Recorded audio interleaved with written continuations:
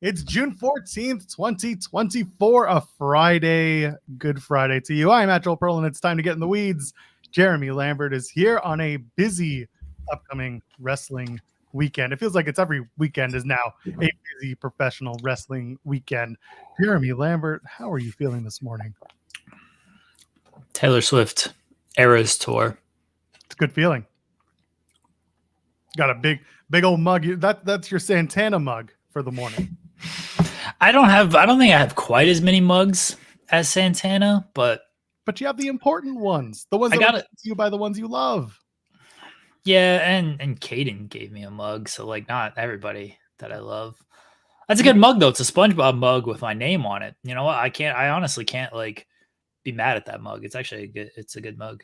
But when you get put through a table at the Smitty, bring that mug. I'm very scared at what Cole Radrick has stored for me. Like I'm afraid, Joel. Very afraid. So, Jeremy, you and I frequently discuss the concept of growth on this show.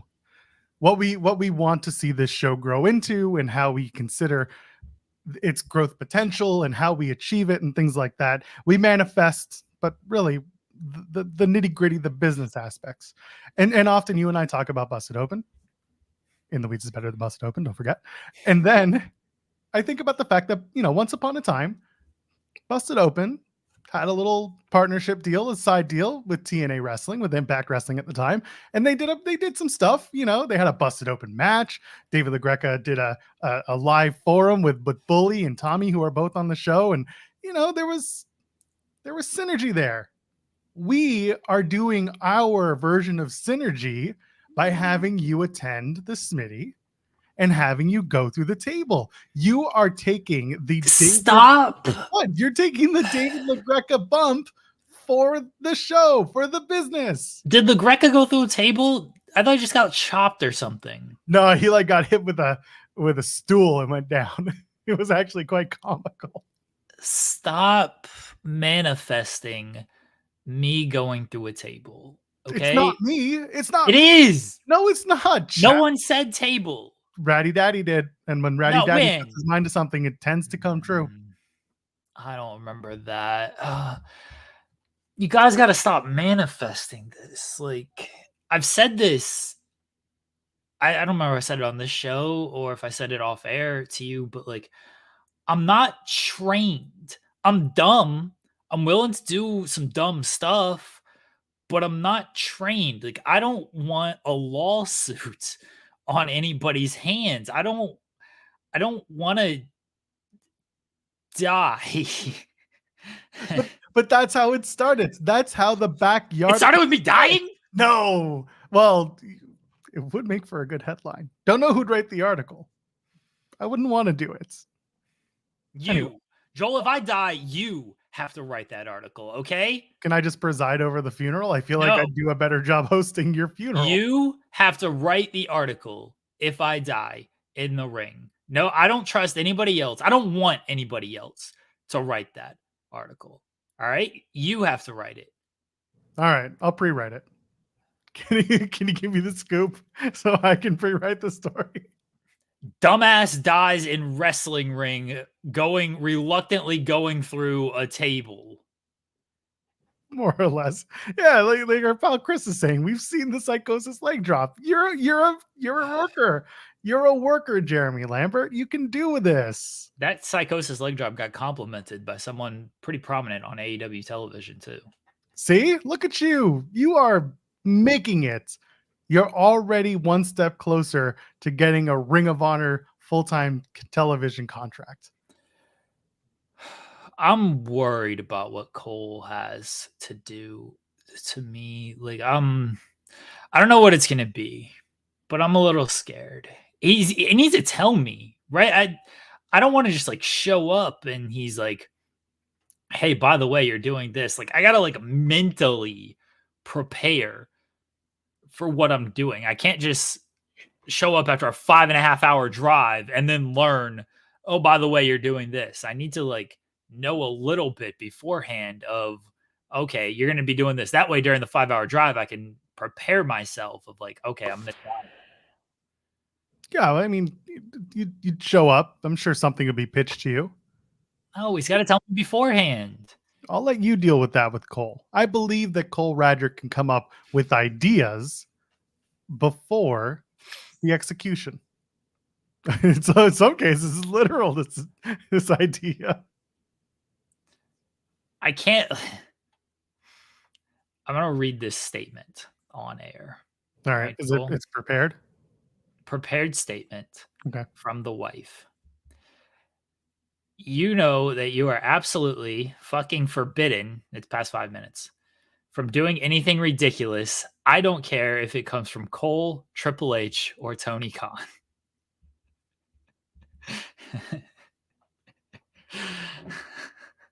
What if it's from Billy Corgan?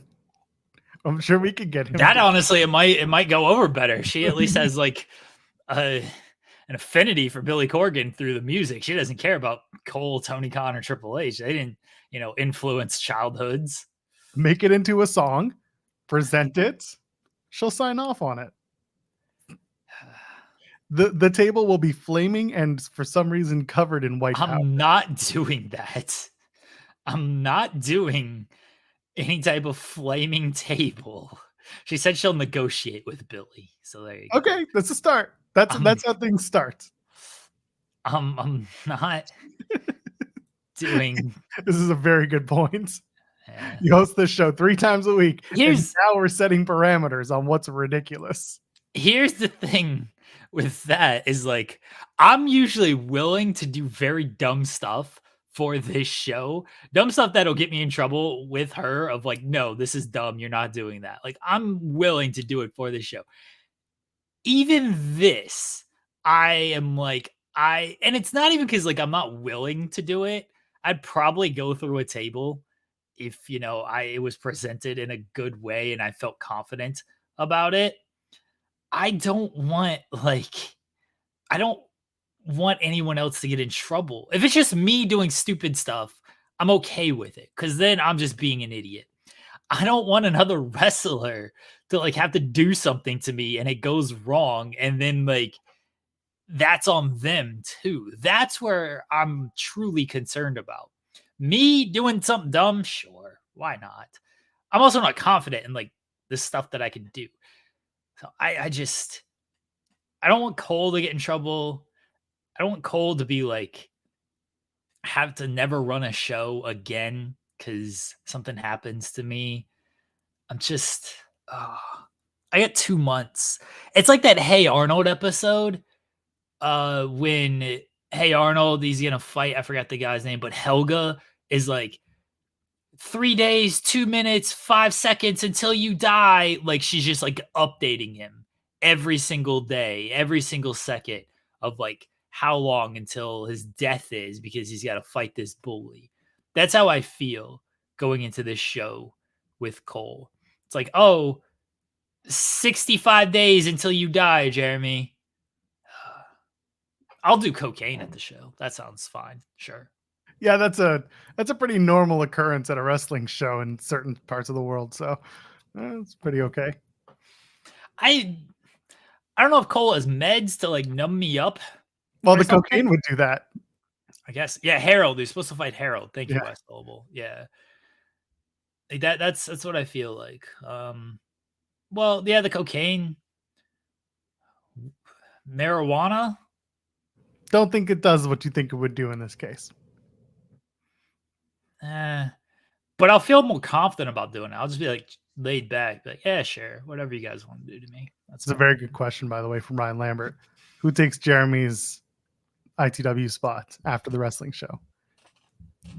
Traditionally, SB3 would pick. Yeah, listen, let's think about this for a second. Traditionally, SB3 would be the guy because he typically would come in and do those shows with us. Zarian, he's a busy man. When he's available, he's great, but he's a busy man. The other one, absolutely not. No, we'd have to find somebody else. Don't know who that is.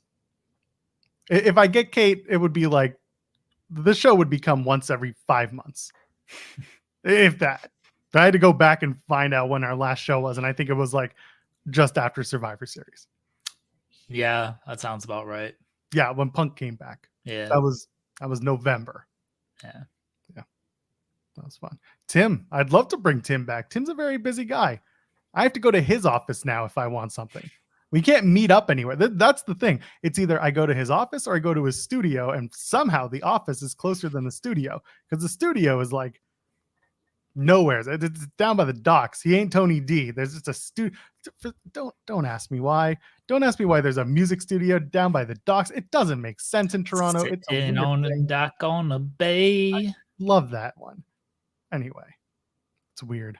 Someone's asking me if I'm going to go to Montreal for IWS and GCW. No, because they're going to have Gabe Kidd in Toronto the night before or 2 nights before GCW. So GCW and IWS basically do a trade-off now where they do a show in Montreal and a show in Toronto. They do an IWS versus GCW show there, and then they come here and they do a GCW branded show where IWS talent and GCW talent appear and they work together. Gabe Kidd's on that card, and he's also on the Montreal card. I'm going to be in Montreal for Slammiversary, so I don't need to run back and forth too many times. I'm seeing Speedball like 50 million times between now and Slammiversary. It's kind of a problem. He doesn't even live in this country anymore. Love me some Speedball. What if Cole takes my spot? Oh, that would be fun and so obnoxious in the best way. Wow. No. Our show would become the Pat McAfee show that Cole would expect it to be. And that's because Cole would have to carry the Pat McAfee part. I would have to be the AJ Hawk just sitting with a book-laden background, smoking a cigar, just like adding in little quips here and there. Silly, cold clips. That's it. Sean might do it. He always wanted to do a morning show. He did, but I don't think he'd want to do it with me. And it's not because not because we don't like each other. I just think we don't. We're different people. We get along, but I don't think we're on camera friends. What about you and Jimmy Van, the Canadian 2-hour power hour? Jimmy and I have done Q&As together. It's been fun. Jimmy is, I don't know if Jimmy and I have never sat and like talked wrestling. We've talked other stuff, but we've never like done wrestling talk. We get along. I mean, I get along with everyone at Fightful. It's not debatable. That's fair. No, they just don't work here anymore if they don't get along with me. But the idea of doing Jimmy is appealing, but also Jimmy doesn't even show up for the hump, just like Why Solable says. Yeah, that's what I'm saying. You just do the show by yourself. Sean on Wednesday just being like, yeah, I'm gonna set up for the hump. Don't even know if Jimmy's coming. And then at like 10-2, like, well, looks like it's a what do you want to talk about show. No, I did. By the way, I did not get a haircut. I need one very badly. I'm waiting until Money in the Bank weekend. Or what are we talking about today? Well, first of all, we're talking about everybody leaving a thumbs up on the video if you haven't already, because you got to do that. And then, of course, subscribing to the channel. If you haven't already done that, you should have done that. You should tell your friends about the show. Share it across your platforms. I have decided, Jeremy, that we are no longer going to simulcast this show on Twitter. Okay. I would love to stick to, we're going to put it on our Facebook, on our Fightful. Rivers and the lakes that you're used to. That's right. No more chasing Twitter falls. We'll put it on Overbooked. We're going to put it on Twitch. We're going to put it on Facebook. We're going to leave it off of X to Twitter, whatever you want to be, because I'm sick of those weird numbers, and I want to see if people want to find us on the old YouTube. Tell your friends, give them the link, and be like, "Hey, watch this wrestling show. It's a good show." So what you're saying, Joel, is X. We're not going to give it to you. We are not going to give it to you. Nope, we're not. We're just not. Fuck waiting around and what you heard. We're not going to deliver to you. And of course, if you want, you can donate a super chat. Any amount, get your question or statement around on the air. Like our cruise farer Kim. Morning, friends. Have y'all behaved? I'm sure. No, I can confirm we have not. And if you've listened to the first 10 minutes of this program, you can probably assume that we have not. This program was fine. It was the PBJ Drizzy that got us in trouble earlier this week. People on our Discord were tagging Kim, being like, Kim, don't come back. Don't listen to Monday's show if you want to ever respect these gentlemen again. And she, stop it. This is all Brutus Creed's fault. Oh, we got to get him on this show. Don't even want to talk wrestling. We just want to talk about food critiquing. Yeah. Critiquing. Yeah, that's what we'll do. Cares about wrestling. It's dumb. There's enough wrestling going on. You know what? There's so much wrestling going on that at 10:45, I invited Adam Barnard to join us. And Adam's been on our show before. If you don't remember, when the Jey Uso story was really taking form and taking shape, Adam wrote a really excellent thread about, we'll give you a trigger warning now. It was just about abuse and about overcoming it and growing from it, and how the Jey Uso story is very relevant to people in his life and just people in general. So Adam just wrote a new article, a new feature for bodyslam.net that is about Chad Gable's ascent and how he's been doing. And we're going to bring him on to talk about that. And of course, he also hosts a plethora of shows, content, everything that he'll talk about, because he gets some really fun interviews and some really fun conversations. And we want y'all to hear more from him. So he's going to join us in about 20 minutes on the show, just to chop it up, and we'll talk about WWE Clash at the Castle, which is this weekend as well. See if we can talk him into the Arn Anderson story. I know Arn doesn't want to get on planes, Jeremy, but he'll make an exception. If he gets to fly first class like Mama Rhodes, I think you can put Arn on the plane. Adam's story is about Ajax from mythical times. And I didn't really know the story of Ajax. So I want to know the creative process behind this more than anything. I'm always very curious how creative minds come up with different things creatively.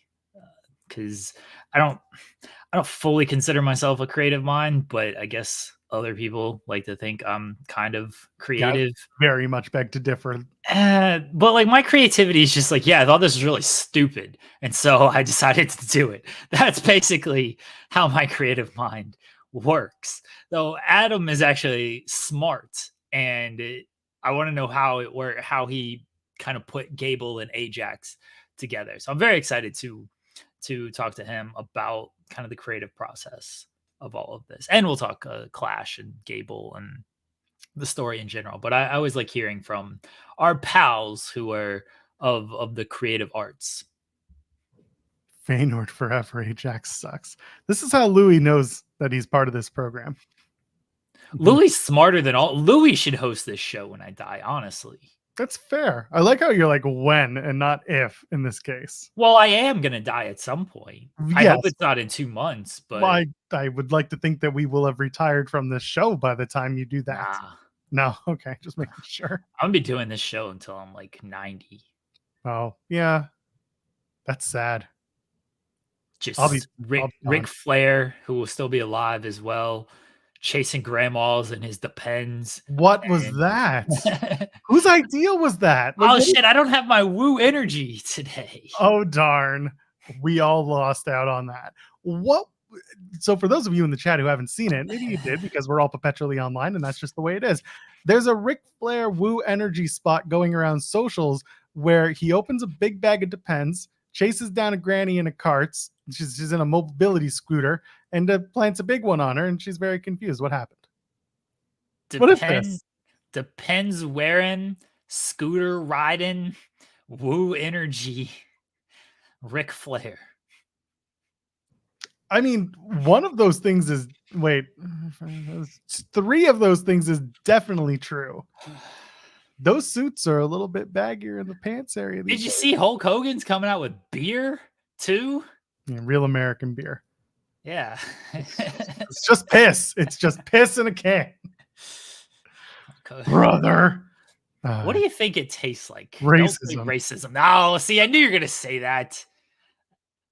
Why would you pose the question if you know the answer? Why is the right answer not the right answer? What does racism taste like though? Like Hulk Hogan. What? I feel like let's be honest of what it tastes like here. Coors Light. I feel like it's like crushed up vitamins. What kind of vitamins? I don't know. Crushed vitamins, spray tan, Like tanning lotion, 100%, right? Got to be Yeah. in there. Yeah. Definitely some piss. Yeah. Steroids. Definitely. Lots Yeah. of steroids. A Yeah. little bit of milk. Steroid juice. A little bit of milk. Some milk? You think milk's in there? Yeah, you used to, drink your milk, take your vitamins. Okay. Yeah, this is a little bit of milk. Motor oil? Yeah, Castrol, GTX. Yeah. And then Jesus juice. He's a God Christian now. Isn't that just wine? God-loving Christian. Yeah, Isn't sure. Is Wine. that just wine? Sure. Yeah. Okay. Yeah, God-loving grifting. Holy water is in there as well. So it burns a little bit, is what you're saying. Yeah. It sounds awful. It's like Buckley's cold medicine. It makes Buckley's taste like greatness, is what it does. It makes Buckley's taste like the sweetest, best drink you've ever had in your life. Sprite. I don't know. Whatever you like. Do Christians drink beer? Like, is that allowed? Oh yeah, because you got your God, your guns, and your beer. That's what you do. This is American Christians, for the record. And some Canadian Christians. You got to do this accent for the Dynamite preview. All right, add it to the list. Krusty and the American, the Jesus loving American. The friggin' Tucker Jobs over here. If you don't want your job, watch the AEW Dynamite this Wednesday on TBS. I could do it. Kai saying, y'all selling me on the racist beer. Oh man. Yeah, no, I saw that was coming out and I was like, what are we doing? What do we ever just listen? It's part of the grift. That's part 2 of the grift. Part 1 is make them believe that you are a Christian. Make them believe that you believe. And then once you've lured them into a false sense of security, sell them all the shit that you can, while telling them how much you believe. All right, Joel. That's literally the 2-step process. And then the 3, like, you don't even do step 4 profit. It's just the 3 steps. The meme doesn't exist. It's just step 3 is profit, and everyone looks stupid at the end. I gotta try the Ric Flair energy on air at some point. Probably next week. I think I'll run out this weekend. I'll get some Ric Flair energy. It can't cost that much. And then I want to try. Can I drink on air? Is that allowed? I don't know if it's really allowed. You might want to get a koozie for it. Okay, fine. I feel like for a bit, like it's fine, right? Because then like alcoholism is not a bit, but some people want to turn alcoholism into a bit.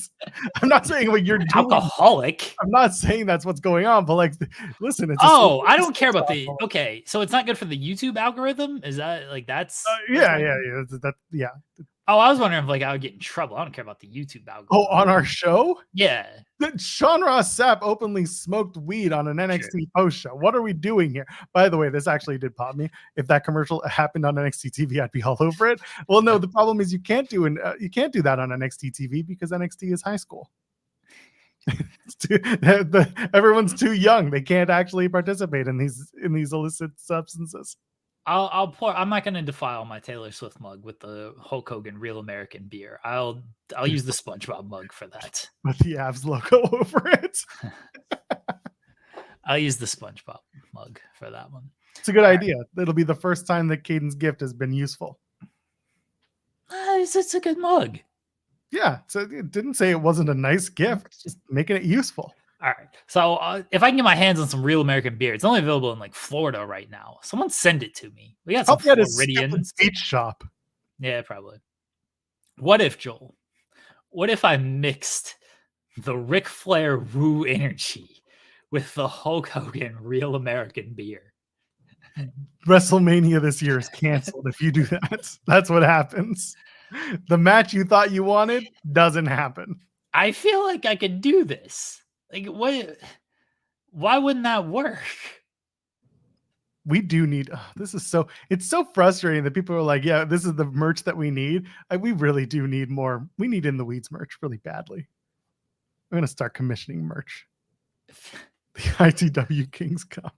It tastes like January 6th if you mix that. The problem is Flair, like, you can assume, but like It's not. Listen, there are other people you can make that comment about with Hogan. That would be absolutely hilarious. It's the Flair thing is it's not there yet. I Oh, think we can mix this and it'd be okay. I don't. It's like people who Why? used to drink Four Loko and vodka. What's worse for me? Going through the table or mixing a Mixing, Ric Flair. mixing the drink. You can't tell me it's the wrong answer like the racism thing. It's the wrong answer is the drink. Don't tread on me, lager. Dr. Pepper with pickles. Ugh, That's a new one. I don't want that. that's terrible. No, you know what you use? By the way, you get Captain Morgan's if you're a drinker, used to be Captain Morgan Spice Rum and Dr. Pepper. That's that's fantastic. Yeah. Yeah. that's what I would go Fireball and Dr. Pepper in my drinking days. That's what I like to go with. That's a good mix. Fireball. It was good going down. It was not so good like 2 hours later when I was completely hammered. You gotta learn. You're not. You're a small boy. You're tall, but you are not very big. I feel like your consumption is not great. Nah, this is back in my party days too. When you were fat, right? Yeah. This is. Oh yeah. Yeah. Good Lord. Listen, we didn't do much drinking on your wedding weekend, so there's that. We tried to, and they cut us off. Listen, it's your fault for living in a place where they cut off the alcohol. I know. This is again being a Canadian. It's like it doesn't really exist here. It does, but not the same way. Like 11 o'clock cut off. Like, why can't I go to the bar? The bar's cut off too. Well, why can't I go? Yeah. I was like, it's my wedding night. I can't get more drinks. Like They're TFD doesn't now go to bed. Yeah, they're like, no. I don't want to go to bed. There's no dial a bottle in that area. He's living on the sticks. It just doesn't work. Nothing works. I hate it there. Stayed in that hotel for nothing. Yes, old drinking days, man. We're old. We got kids now. It's drinking is past us. I did have a drink last weekend when my mom was visiting. We went to dinner and I had my typical Captain and Coke. That's what I always get. Just a Captain and Coke, one drink. Done, because if I had any more, I had to drive, so I wasn't gonna, get shit faced when I knew I had to drive. So had my drink, and I was. Then you'd swerve when you drive. Apparently, that's fine. You're world champion when that happens, but you're not the world champion. Yeah, you have the title hostage. Fair, but I am the champion that you all need. It's okay. You were saying. I get drunk tonight instead of watching wrestling. Who could possibly care about wrestling? Well, the good news is the wrestling is on in the afternoon, so you get that out of the way. And because the wrestling is on in the afternoon, no one's going to give a shit in the evening, so y'all can watch the TNA post show that Krista and I are going to do because Against All Odds is tonight. That's the show that people are watching. Come on, you're not excited? You're not. You can't tell me you're not excited for the Matt and Jeff Hardy reunion. You're not excited for Tatum Paxley, NXT challenger for the TNA Knockouts Championship, leading to an eventual tag team between Rosemary, who carries a shiv now, and Tatum Paxley. She carries a shiv. It's very unsettling. I saw Alicia got murdered last night. Yeah, right? it was all a dream, Jeremy. Oh, yeah, it turned out the House Hardy compound thing. It was all a dream. Nobody died. He was reading Word Up magazine. Yeah, it was awful. John Alba joined us on the post show last night to talk about it. What the fuck is John Alba doing? He was just on the audio. He wanted to talk about it because he had to promote the podcast that they did about it. Was he part of this dream? He should have been. He is a dreamy individual. Nice hair, John Alba. Very good. He was on audio last night, so we can get to see the hair. Very upsetting. Maybe that's why he didn't do the video. Yeah, his hair wasn't looking good. He's like, nope, I can't show up with disheveled hair. The thing is, the card for tonight for Against All Odds, it actually looks like a fun card. There's some really good matches involved. The Macklin Santana tag match is actually going to be really, really good. They're taking on the Rascals. There's just the stuff at the top, man. The Mustafa Ali Trent 7 match, gonna be a ball. They're leading to a Speedball and Mustafa Ali match at Slammiversary. Great stuff. There are things that I'm looking at on this card, and I'm just like, I gotta talk about this. Do I? All right then. Okay. Joel. I gotta sell people coming to watch our post show, Jeremy. Somehow. Your TNA shill is showing. Well, yeah, Okay? because Cover it up. Cover it up, Joel. Cover it up. No, never. No, y'all gotta watch TNA. Best dollar in the business. You gotta. Rosemary being called shit for it. This is why Louis is gonna host the show. That's right. One of the only ones that gets me. You gotta cover up your TNA shill. Never, Joel. Yeah. Never. It scares people off. I'm scaring the host. Yeah, you're scaring the host with your TNA shilling. Does this mean I won't be invited to the NXT cookout on July 4th outside the PC? Apparently, they just have a cookout out there. What if Alvarez was right and they do have a cookout? Have we asked that question? Someone replied to my. I just replied to the thread to be like, all right, and someone replied like, well, no, there's usually an NXT PLE around that time, and like the dude's not wrong. Great American Bash is usually around that time. Yeah. That may have been an unofficial invite to come to Great American Bash, but come on, man. Like we know better, or at least you should. What's Jacob Cohen do? Can we ask Jacob Cohen? Does he still go to NXT events? He always goes to those Florida events. He does, but I actually think he's going to be in Canada by me during that time. Okay. Well, so we just need to know. We just need to know if there's a cookout around that time. Well, we don't need to know if he's going or not. What if NXT does have an actual cookout around that time? I mean, Alvarez is not wrong. So back in the Full Sail days, when they did the tapings there, and I got this from a couple of people who used to go all the time. Jacob Cohen was one of them. Tom Staup, who used to do PWT Talks NXT with the Torch. He would go to the live tapings, and they would have food trucks all around Full Sail for the tapings. And apparently that was like one of the best parts about going to NXT back in the day, was that the food trucks were so good that like you'd show up late for the tapings because you'd either be in a food coma or you'd just be trying all the food. So now that the food trucks are gone and they're operating out of the PC, maybe once in a while there's a big cookout. They should do it as a bit. Just fill a cookout on July 4th. That would be so funny and so Cody shows up. Cody and Pharaoh. Cody doesn't just show up. Cody's cooking. Because it's Cody and Shawn Michaels behind the grill, so that they can do the stupid look. They're cooking. Oh God, just shill me, daddy. Let's go. Oh, that would be good. Maybe Shawn knows. Shawn, I pitched that idea. Damn it. I was like, well, you guys got to do a cookout now, and Shawn Michaels has to bring back. He's got to say, I've got some culinary experience, considering the fact that he did that during his absence. By the way, breakfast burrito. Oh, looks good. But Cody Rhodes has to show up and say, hey, guys, I brought the potato salad. Brandy won't stand for that, though. She'll like knock that out of his hands and be like, no, we're not bringing this. Brandy should. That would be great. Salad. That would be really great. Yeah. Brandy's not going to stand for that. Who the hell told you could bring potato salad, bitch? Oh, my God. What shirt are you wearing, Sean? Is that a Captain America shirt?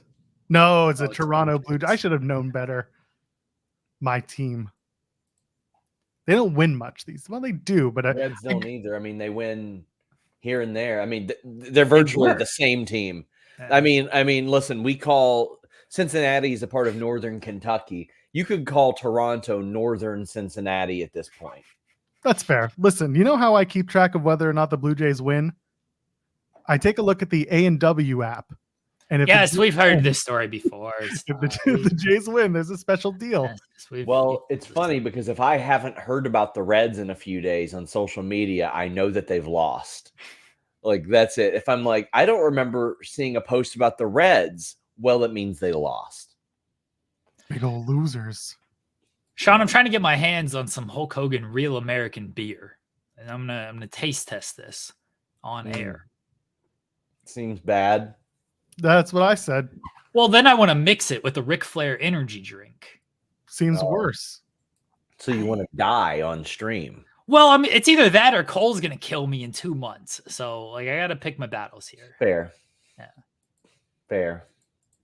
I'm going to get a physical in about 2 hours for something. How you feeling? You feeling physical? I mean, I've been in the gym a lot the last few weeks, and I don't like it at all. Every day that I have off from the gym, I'm like, do I really want to wrestle again? Is it really worth it? No, never. It's never truly worth it. Yeah. Yeah. I mean, I do have a small tear in my meniscus, so that does not feel good, but This doesn't seem good. it's not like a big one. You know what would help with that? And I'm being dead serious about this. You know what would help with that? Terramana. If you drink that, that eases the pain. The fuck is that?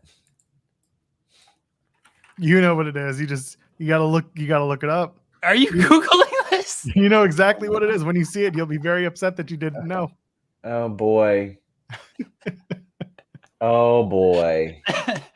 It's good enough for The Rock. He got a big old elbow injury, and he's like, Terramana, brother, eases the pain. It's apparently an anti-inflammatory, according to The Rock. Yeah. Who are you to doubt The Rock? It's That just is like true. It's his Have you version ever of main evented WrestleMania? That's right. I mean, what?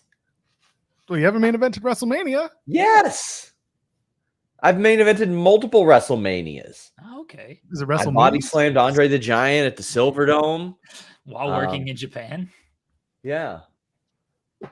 I did that. It was me. Oh. I feel like I should just take, like, since Hogan wants to lie all the time, I should just take credit for all the things he actually did in wrestling. I think you should. Maybe not some of the stuff outside of that's wrestling. outside. No, in the ring. And outside Only of in the ring. wrestling. Although, somewhat. were you ever asked to be the bassist for Metallica? I was the bassist for Metallica. Just making I sure. just asked. Congratulations. That's good stuff. There was a guy who used to just troll one of our teachers. She would come in and it was like a greenhouse class. And I just remember she would say, "Good morning, everybody," like that. And listen, I was on Ritalin as a kid. This guy made me seem tame. But I just remember he would take his fingers and drum and he'd be like, and then he'd go, "Yeah, yeah," and pretend to be James Hetfield throughout the whole class. That rules. That's perfect. It was great. It was phenomenal. I used to go to his house and play Clay Fighter back in the day. Oh, Clay Fighter ruled, especially the 64 version, 63. Yeah, and yeah. That was the best. You know that apparently one of them is like now one of the most expensive games you can get out there. Like it's one of the most sought after video games. Must be why that guy still doesn't have a job. He must have sold that. I get it. If he had it and it was in the box and everything, happy living. I'm gonna leave you all be. You have more important people to talk to at this moment. That is fair. Yeah, We're just gonna ask if they'll mix Hulk Hogan's beer with fair. Ric Flair's energy drink. Fair. That's a fair point. Guys, we have some Clash of the Castle content going up on FightfulSelect.com, as well as a very, very short interview with AJ Styles. But we're going to have notes from Bailey, from Chelsea Green, from Drew, from Piper. Some of the audio got lost, but we do have a lot of notes heading over to FightfulSelect.com. See you guys later. Bye, Sean. Thanks, Sean. Have a good weekend.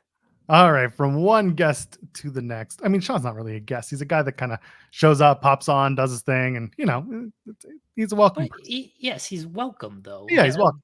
Yeah, okay. He's not someone that we have to ask to show up. You know what I mean? Sure. The other people we ask because we want them to be here and we invite them to be here. Sean just does his thing. He wrote his first piece for bodyslam.net and it went up this morning. It's a very, very good, very, very interesting piece. He's been on the show before. We talked about it earlier. Very happy to welcome back the one and only Adam Barnard. Good morning. Morning, fellas. How we doing today? What's Good. going on, guys? Why are you so well dressed? So actually, I'm glad you asked. I'm actually at my office today, at my shoot job, if you will. And so you can see the plant here as well, and this nice decorative painting. So also, too, I wanted to just, officially challenge publicly John Alba to best hair in wrestling media. So, I had to step my game up here for you guys. So You bought that plant for the interview. I think Sean posts, and then it's just like triple posting because he posts from all instead of just one. Sean, if it's you, Sean, I definitely did. I actually ran out to It's Home Sean. Goods right He's before I still- started. Yeah. He's still Yeah, I bought it. backstage. Mhm. back here. Yeah, I definitely bought it. Yeah. Is it a working plant or is it a shoot plant? Oh no, it's a working plan. It's fake. Okay. This thing is. All right. Yeah, there's no way. If it were up to me, it would already be dead because Oh. I'm not good at that. So If you fed that plant the new Hulk Hogan beer mixed with the Ric Flair energy drink, would it become sentient? it probably would. Like we'd be in some kind of like Skynet situation. I feel like it would become like fully self-aware. Be a lot of brothers and a lot of lies, or untruths, whatever you would, alternative facts, whatever. They're you wanna lies. call them. They're lies. Yeah, They're they're lies. full on lies. Yeah. They're lies. So yeah, I'm sure it would get up and walk out. It'd probably take my job too, which is fine. All right, why not work for him, brother? Like, he's like, nah, I'm not gonna do this at all. That was right before he body slammed or gave Roman Reigns the idea for the tribal chief, right? Ah, true. Yeah. True. So I heard that. We're not going to talk about. I mean, we will talk about your Chad Gable piece because it was very good, and I do want to Thank talk you. about the creative process. But like, before we get on that, who won? Kendrick, Drake? Where are we at? Come on, Kendrick. Okay. There's All absolutely. right. I'm so glad Look, you- some people think Listen. Drake won. Adam. Listen, Jeremy. People are stupid. my brother in Christ. If you're watching me right now, if you think that Drake, that Aubrey won that battle, I need you to stop watching this right now, and I need you to go right away and get a CAT scan because you have something going on up there that makes you disconnected to reality. You know who thinks Drake won? Hulk Hogan. That's who thinks Drake won. And everybody else in the world thinks that Kendrick Lamar won. I was saying I can't remember if it was Cam or if it was Wilkins, but one of us, we were all, I was texting a bunch of people about it, and I was literally afraid to go to sleep because I knew that there was going to be another Kendrick drop or there was going to be another something. And it was like, I'm getting up in the middle of the night, like, oh my God, I get on my phone, like there's another Kendrick song. So no, it was probably the most excited I've been for rap in years. And it was amazing. Well, I'm assuming you're Team Kendrick here as well, right? Oh, of course. Yeah. 100%. Yeah, we I'm- talked I'm- about it on our show pretty extensively, and I'm not a rapper hip hop guy. I was enthralled by the drama, just like other people involved with the show are, and it was just one of those moments where I said to myself, "Okay, I get it. I want to learn more about it," and I did. Jeremy helped teach me up, but it was a moment for sure. that weekend It's was just an amazing time in the world of hip-hop. Absolutely. It's unbelievable too. Like when you think about the cultural effect, like the ripple effect that it had on Drake's career, and just not even necessarily maybe his career, but like him as an individual at his stance as an artist, right? You had guys like Joe Budden. You had guys like, Common. Common was involved with a beef for a little bit with Drake. You had guys like Pusha T, who I thought personally had the kill shot at some point with the story of Adidon. All of these guys really kind of smoked him in their own separate way in the way that they released their records.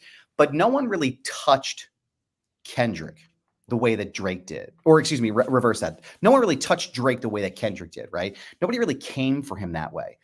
And now you have this moment I just watched on Twitter, I think it was this morning or yesterday night. There's a whole group of school kids at a party singing Not Like Us. Certified lover boy, certified pedophile. Like, tell me, guys, how many days do you walk around singing stuff in your head like that? Like all day long. My daughter, my oldest daughter, Sophie, walks around the house going, I'm sick of you pushing P. Let me see you push a T. All day. Like I hear her in her room playing with her Barbies. I'm like, Sophie, what are you doing? She's like, I want to see you push a T. And I'm like, this is a cultural touchstone moment. Like this is a moment where you'll remember, not just a hip hop fan, but as a music fan, you'll remember where you were when Kendrick dropped these records, right?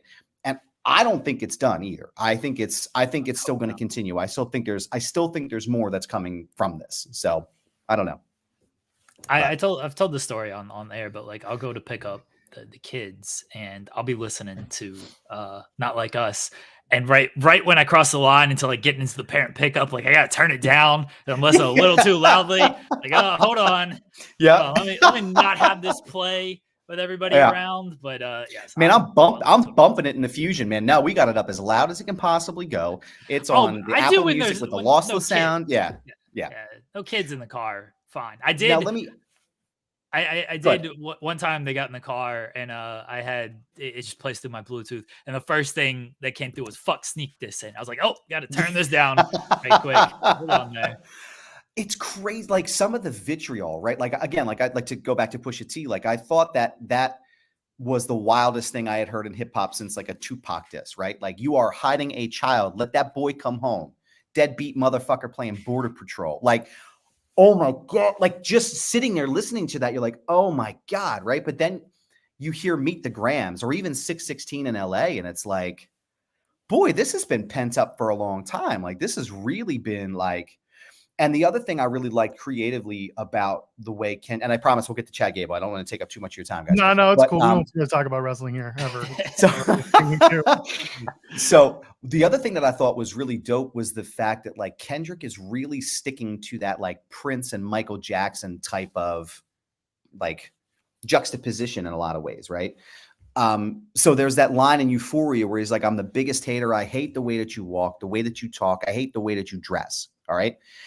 From The Way You Make Me Feel by Michael Jackson, I like the move of your walk, your talk, your dress. And when I heard that and I saw that comparison, I went, holy shit. Like, you know, Prince outlived Mike Jack. Like there's a Michael Jackson reference or there's a Prince reference in just about every song that they've released. And it's like, you know, I mean, one could argue, you know, yes, Michael Jackson's one of the best-selling artists of all time, maybe the best of all time, the most recognizable. But was he as creatively good as Prince?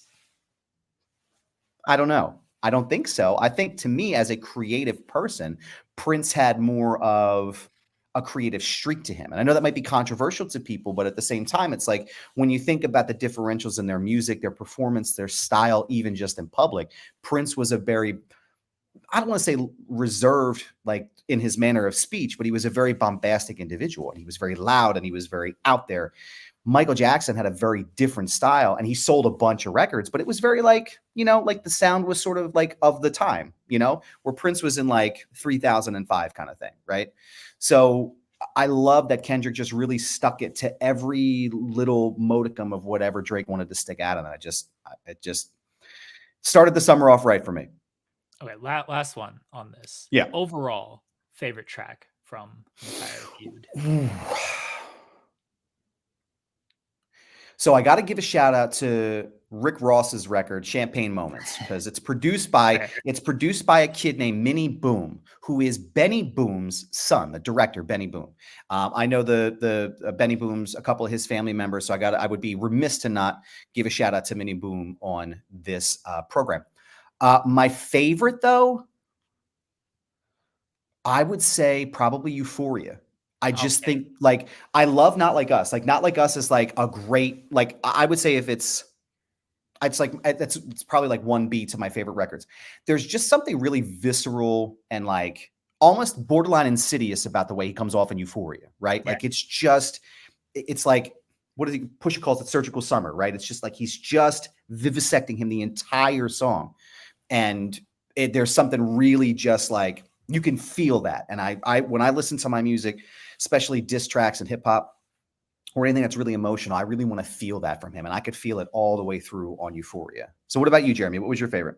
Oh, same. Euphoria. I like Euphoria the best. One, because I like the beat and the overall flow, the flow switches on the song more than the other tracks. Like I know Not Like Us is very danceable. It's a quotable song. I think Euphoria is just as quotable, honestly. Yeah. But I like Euphoria the best, largely because one, it sets up the entire feud. You go back and listen to this, like, oh, he predicted this, he called this, like he set up this. And I love that about it. And I like the personal shots. Like I know that's part of rap beef and everything, but I also just like something about just like hatred and just like, I don't like you. And I'm just going to write about and sing and rap about how much I don't like you, and where it's not even personal. Like Meet the Grams is very obviously like it's biting. There's a lot of personal stuff that you can go in, but like I can't re-listen to that a lot and feel like, oh, okay, this is quotable and I'm into this type of thing. Euphoria, like when I work out, I'll throw on Euphoria. Yeah. It'll just dude. do it. And like I'll do like some mini workouts in the house and whatnot. And like I'll put it on, and like the wife just cackles every time. It goes, I hate the way that you walk, the way that you talk. She just like starts cracking up. And it's that bong every time, you know, that the way that fucking beat hits, or the bong. Yeah. I hate the way that you walk, the way that you bong. It's like, oh my God. Yeah, it's just honestly, man, like it's I think the biggest misstep in the entire thing was Drake using AI to recreate Tupac and Snoop Dogg. Like, I'm sorry, what the fuck were you thinking? Like, what were you thinking? You're an idiot, man. Like, I don't know. I think he thought that this was his way of not only paying homage, but also trying to be, you know, using future tools to get by, like thinking people were ready for it. It's just, it wasn't good. It wasn't good. And it was clearly not respectable, and it was not respected. No. So yeah, that was his biggest misstep and cost him everything.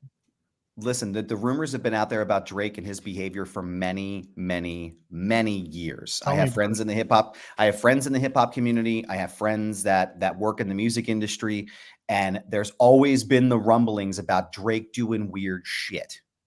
Like, I'm not being accusatory. I'm not saying that he's doing anything. My question is, why are you texting 14-year-old Millie Bobby Brown? Just saying.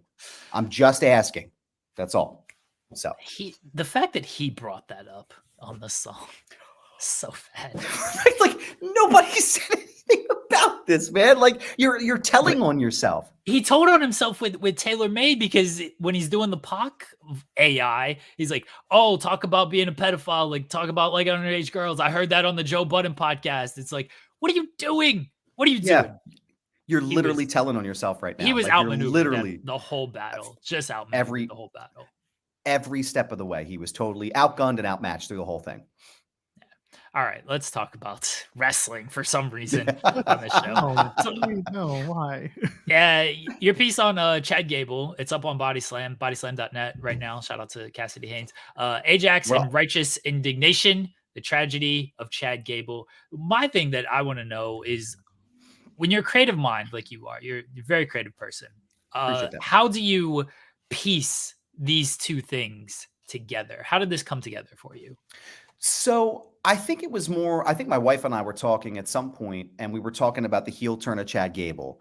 And she just, like, sometimes she'll just make off comments where she's like, oh, that's tragic. You know, so then it's like literally that little tiny spark. And I'm sitting there and I'm going, you know, the wheels start spinning, right? Like the wheels start turning. And actually, I gotta give shout outs to the homie Muscle Man Malcolm, because he was the one that really like kind of helped me put this together, right?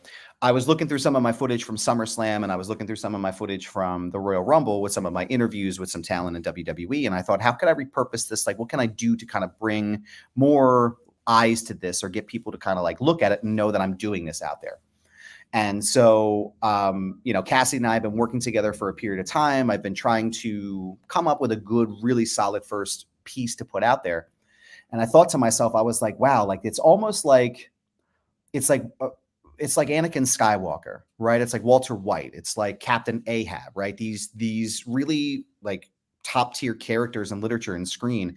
And they all have that one, Chad Gable, they all have that one common thread where good men eventually go bad in pursuit of conquest, in pursuit of something that they're after, achievement or acknowledgement, right? And so it kind of started to spin from there. And I thought to myself, this story reminds me a little bit of Greek mythology. Like everything in story is derived or pulled something from Greek mythology or one of the classics, right? Shakespeare and things like that. So I started to kind of think about it. And then I stumbled across the story of Ajax. And the story of Ajax is basically, he is considered one of the greatest warriors in the Trojan War and in ancient Greece. So he has these great battles with Hector, who is considered the great soldier, you know, during the Trojan War for Troy. And Ajax keeps coming up short. Like, he gets in these crazy battles, and they have a really wild time, and everything's going nuts. And Ajax comes this close to winning every single time. And so him and Odysseus there are fighting over the honor of getting Achilles' armor, because, you know, Ajax is like, I'm the guy, I deserve this, I won this, I earned this, right? And instead, the gods give it to Odysseus, and he loses his mind. He just loses his shit, and he goes crazy. He kills a bunch of people, bunch of things and animals, and ends up, taking his own life, in his mind's salvation. So when I started to watch and I started to think about it, the pieces kind of connected together, right? It all kind of just starts to like spin, and it's like this big vortex, and all of a sudden out pops this piece. So, yeah, I mean, I think it was more just trying to figure out like the best, how to tie. The hardest part for me is like to tie everything in and then finish it. Cause I could go on. I've been writing for 20 years. I wrote for the Bucks County Courier-Times as a student journalist back in high school. I'm used to the way of writing in like the Rolling Stone, the long exposés, right? The long editorials, like that's kind of my style. So if we're up to me, I'd be writing for 6 hours and fucking reading gigantic pages of it. But no, I mean, it was more or less just trying to really drive home the comparison and really ask the question, like, where is Chad Gable going to go? Because I feel like he really is a tragic figure in WWE. You think about the way his career has gone, right? He was a part of American Alpha. He's this decorated tag team champion, but everybody talks about his skill set, and he never gets his opportunity in the sunlight, right? He gets Shorty G. Like Shorty G, like even my kids, my oldest James was like, Dad, what the fuck is this? Like, this is stupid, Like, God damn it, Adam, he was short. He was short. He was God damn it, he was short. And his was G. Damn it, Joel, that's good shit. It's God, I felt like my mom there. But anyway, so no, it was like just really terrible creative for this really impressive person who is he's in a lot of ways, he reminds me of Kurt Angle and his wrestling style, his ability, his skill set. He's really good, and he never gets his opportunity in the sun. So he finally reinvents himself during the pandemic. He becomes part of the Alpha Academy, and then we see that people are really starting to pay attention to him, but he never gets his Achilles armor. So I think it's an important part of that story to tell, because I think a lot of times in WWE and AEW or any of the storylines, people are just looking at a face value, and they're not really looking for the subtext underneath a lot of these stories. And that's where I enjoy a lot of my wrestling stories, is finding the subtext, what parts of it are that you can pull apart and tell these different stories. At what point during writing this did you think, oh shit, this is going to go over a lot of heads?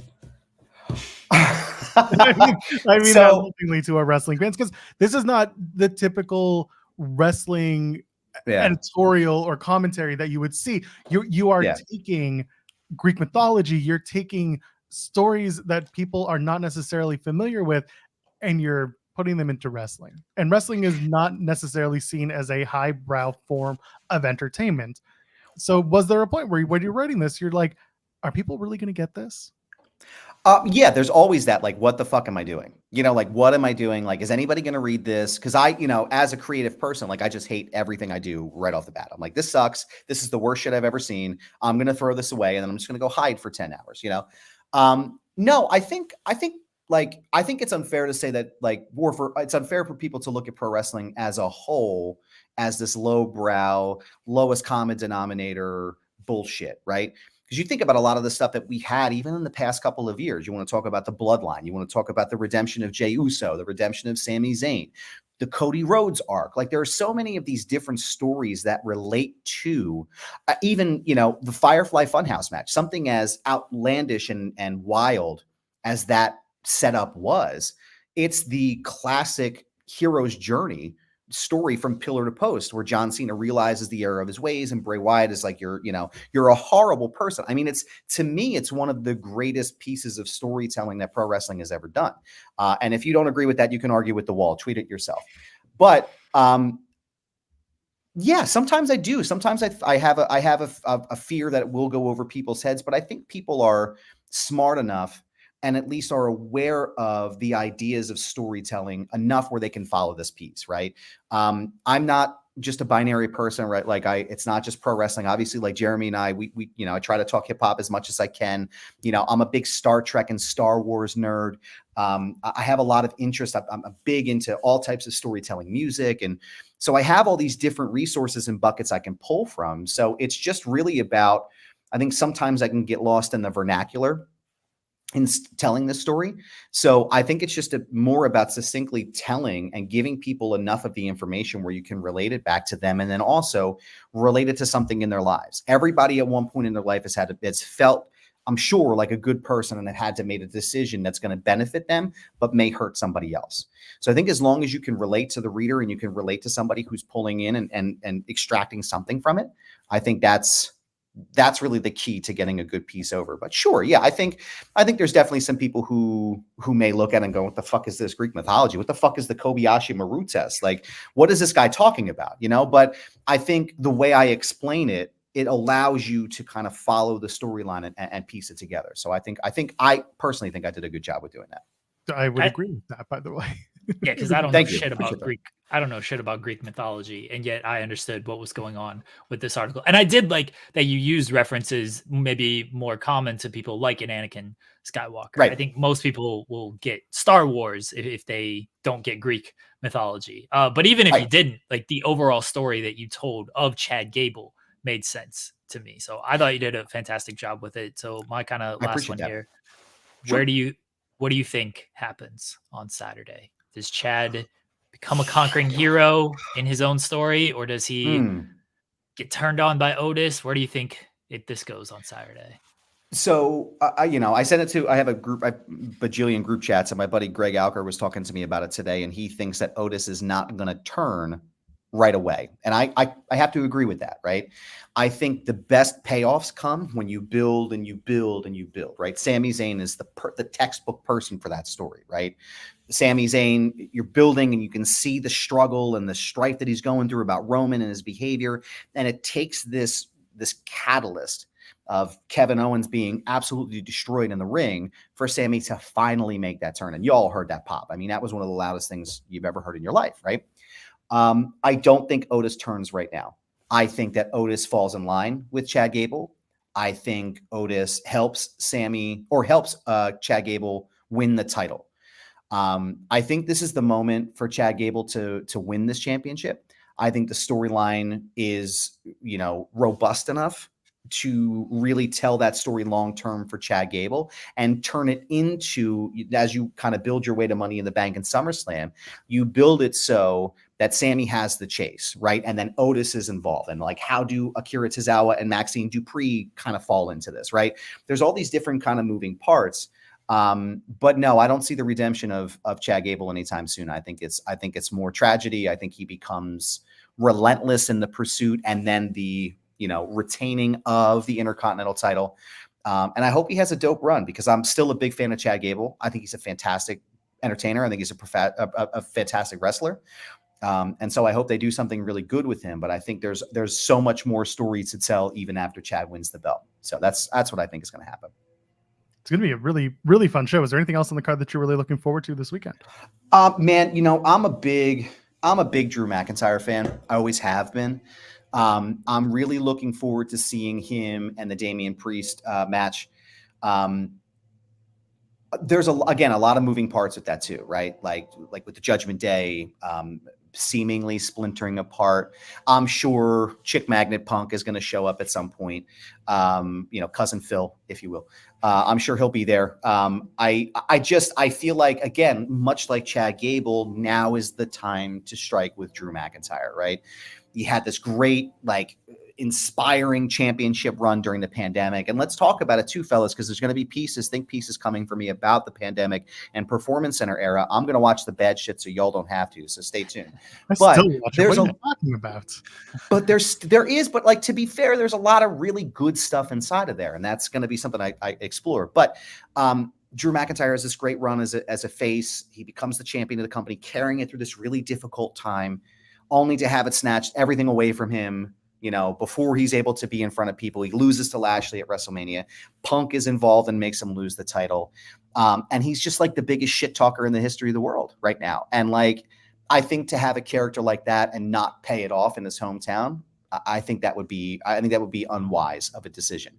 And I think, again, it allows you to tell more stories, especially if Punk is going to be coming back at SummerSlam. I think it allows you to continue to build. So I think one of the best things that they've done so far is, even without Punk in the ring, as a wrestler, he's still important to the story, right? Like he's still a super important part of it. He's a huge component. So I'm excited to see Drew go over on Damian Priest, which I think is going to happen. But thank God this guy over here. I'm not there. Oh no. What's the matter, Joel? No, this isn't. Hold on. These idiots keep saying that Damian is gonna win and they're gonna screw over Drew again, and I'm tired of it. These people. How many times can you see Drew McIntyre get screwed over by something? Right. Well, right. That's the whole thing. Eventually, the catharsis will come, but it's not this time. No, the idea here, like I told you on Wednesday, the story here has never been that CM Punk wants the World Heavyweight Championship. The story was always CM Punk came back for the WrestleMania moment, and then you got the whole Drew McIntyre stuff. And once Drew McIntyre came in and said, I took your spot, I'm taking your spot is mine, CM Punk said, I'm just going to make your life shit. I'm going to make your life hell. So how do you make someone's life a living hell who only wants the World Heavyweight Championship? You deny him the one thing that he wants. So he's going to just be that trolley piece of garbage, and he's going to cost Drew the title. And then people are either going to cheer CM Punk or they're going to boom vociferously because of where they're going to be geographically for, 48 hours. Televised. Stop it. I mean, I can see your point. If I may intervene here, gentlemen, I can see your point, Mr. Pearl. However, I think that Drew's main focus is that title, and I think Drew, because of the split that's probably coming with the Judgment Day, right? Like something's going to happen with the Judgment Day pretty soon, right? That functionality can't continue to exist forever. And I think Carlito is the secret spy, by the way. I think he's the deep throat of this mission. But is that an outdated reference? I'm fucking old. Malcolm tells me I'm old. So if you're that's reading Greek mythology stories. Listen, I'm old. Right, Malcolm, muscle man, I'm old as shit. Okay, I'm admitting it. Malcolm's like 19. Yeah, Malcolm's like he's 17. He's like, oh, look at me, look at how young I am. I can still deadlift, and I'm like, I can't even. I stand up and I'm gonna pull a muscle. So, no, but I think what's going to happen because of that split that's coming and because of all the sort of ancillary things that are happening around it, I think Drew is going to win that title. But you're right in the sense that like Punk has never been the person to say, I want that title. But Punk is going to take that title from him. Punk doesn't need the title. Punk doesn't need the title. He never needed the AEW title. He didn't need the World Heavyweight title. It's the point of the story. And to both kind of merge these points together, scissor me daddy ass. If Drew McIntyre's favorite, if the only thing he wants is that World Heavyweight title, what's the best way that Punk can screw him over is to take that title away from him. Like, up your ass. Now I have it, right? That's the way I see it. Thank you, Adam. Finally, someone with some sense on this show besides me. But you make good points, and I'm going to put that over, and you're going to plug your stuff in a minute. I will add, if the story becomes that it's about the trolling CM Punk, and then the world title gets involved, you can always have a world title match at WrestleMania and come full circle to where Punk wanted this to start, which was he wants a main event match at WrestleMania. Now it's for a title because maybe he wins the Royal Rumble this year, and Drew McIntyre does have the world championship at that point. I agree. I don't disagree with you, but I still think that you can get to that point even if Punk wins before that. I still think you can get to that point. Punk goes over in the Rumble. Him and Drew are still fighting with each other because, again, there's way more story to be told on that. You can get to that point in the main event. But at a certain point, you got to stop screwing over Drew McIntyre, right? Like, you have to let this man win the title and not for another 10 minutes like he did in my hometown of Philadelphia. You got to let him win the title and carry that belt. Pay it off, at least for now. Right? Because remember, you got Money in the Bank coming up. You have SummerSlam shortly after that, right? Probably about 6 Saudi shows in between there. What are you going to do? I mean, maybe 6. Who knows? I'm just saying, Joel, I'm just throwing it out there. But we're going to go to Berlin at one point too. Come on.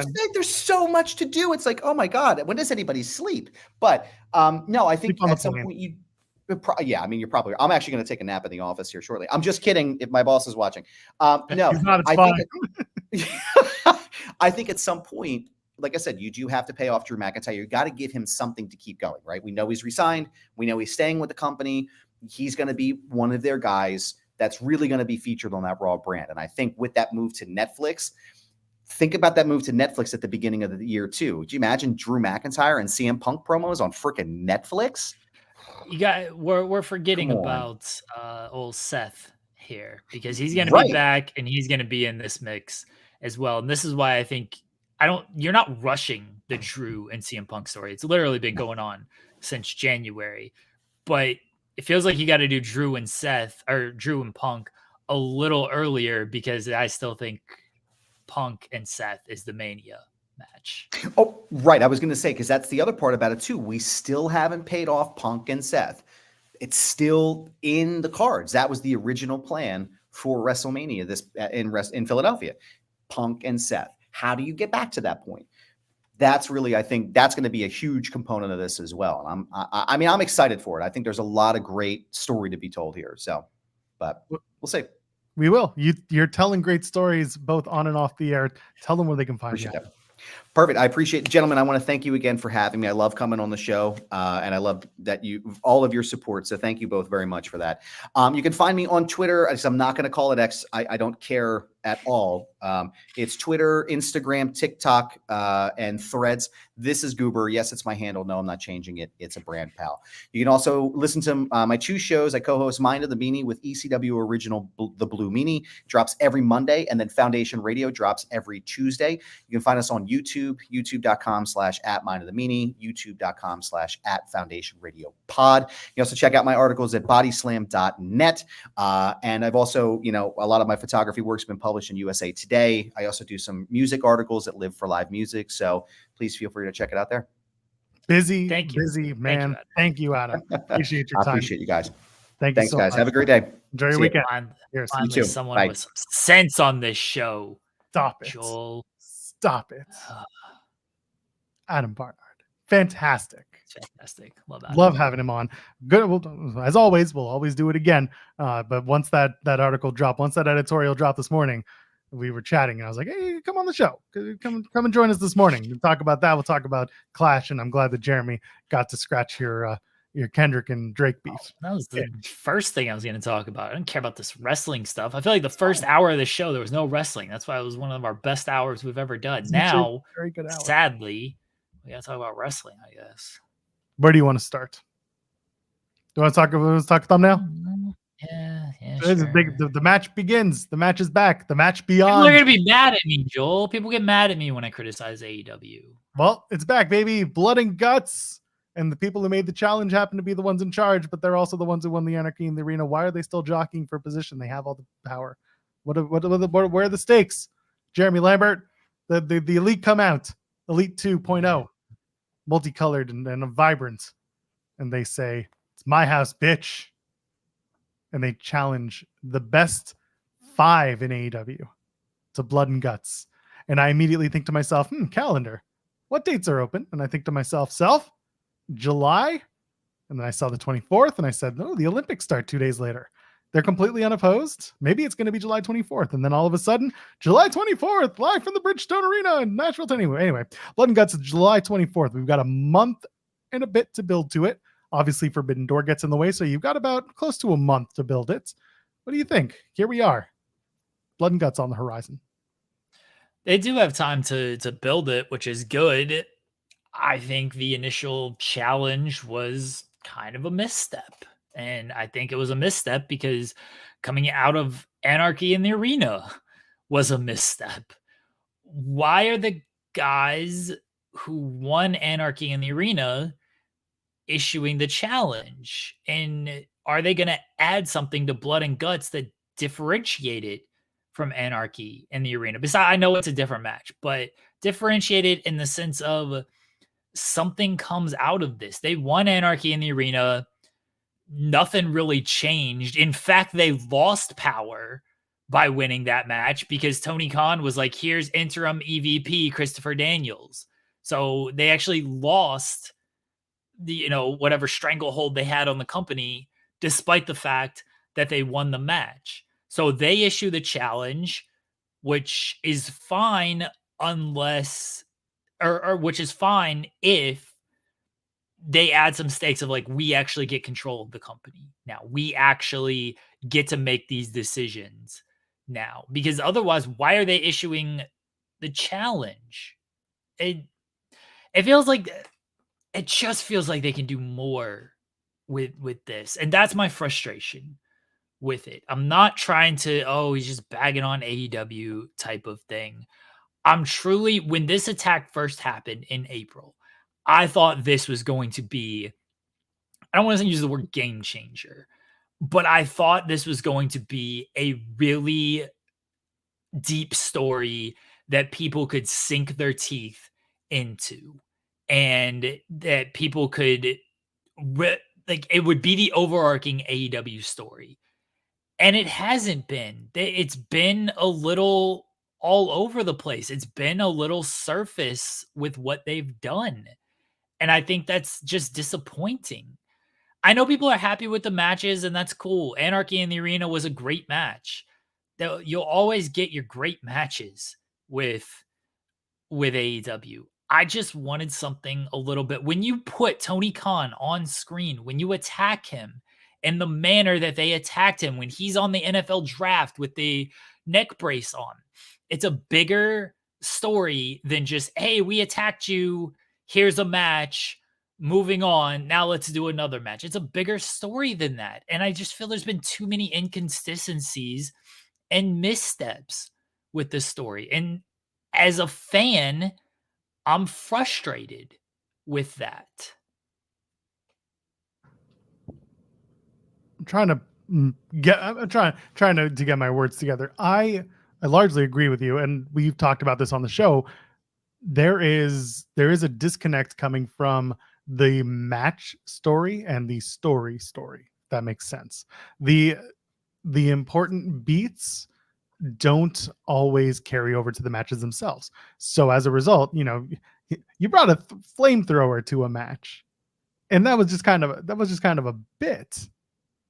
And that part kind of, I feel like Jeff Hawkins right now. I love Jeff. And that was a moment where I was just like, okay, we did the flamethrower, we did this, we did that. Now it's on to this. I don't know if necessarily the story should be that every match is going to one up itself with a more ridiculous spot. But there has to be something in the storytelling, like you said, where if you're going to take out the boss and have his father show up on TV, and that's a moment in and of itself, then yeah, maybe there should have been some sort of stakes involved with Anarchy in the Arena beyond bragging rights. Now it's the best 5-on-5. And what is it for? What does it matter? Why is it going to matter? Will it matter? It feels like they do Anarchy in the Arena as an annual tradition every year at Double or Nothing. They do Blood or Guts every year in June or July. We saw them do Stadium Stampede last year at All In. Are they going to run that back this year at All In? It feels like they are just doing the matches because, hey, Tony loves tradition. Hey, we do these matches every year. Let's do these matches. Instead of actually piecing together why they're doing these matches. Instead of piecing together a story for all of these matches and having it, and they can still save it. I'm not saying this is beyond saving or anything. They can still save it. Honestly, it's a little simple to save it, to me anyway. The Young Bucks, the Elite, they say they issued this challenge because they weren't satisfied with Anarchy in the Arena. They weren't satisfied that they won, and then here's old Tony coming out and immediately taking away, downplaying our victory by making Christopher Daniels the EVP. That doesn't sit well with them. So yeah, we issued the Blood and Guts challenge, and we issued it because this is bigger than just we want the 5 best in AEW. We want the 5 best in AEW because we want the 5 best to defend AEW. Because we're going to win Blood and Guts. And when we win, there is going to be no more interim EVPs. There is going to be no more Tony Khan. It's going to be us in charge. And then you go from there. Like, I'd be fine with that. I think it still downplays Anarchy in the Arena too much. And I think it almost telegraphs a AEW victory. But maybe I'm wrong. Maybe if they do this, maybe the Elite do win. And we do get them in charge and them in control the way I thought they should have been coming out of Anarchy in the Arena. This is funny. Christopher Daniels has big hall monitor energy. And that's kind of true. his delivery is not exactly fantastic. I hope he does work on that. But I'm gonna add, if Anarchy in the Arena was a way to blow off a feud in recent times, and Blood and Guts was used as a way to blow off a feud in recent times, and this story is currently using every single blow off match that AEW has and doesn't use it as a blow off match, it's very strange. Is this strange to me that they would keep doing like the top tier matches, unless you're building to something like a top tier match that blows off the story down the road? I don't know why we keep going back to the big blow off matches. You're literally now putting it in a cage, which in traditional wrestling lore is the end all be all. War Games was the end of a story, or at least I was going to say the final chapter, but at least a chapter closing of a story. You got to do something here. And I think putting stakes of ownership in this match goes a much longer way if you're going to continue the story.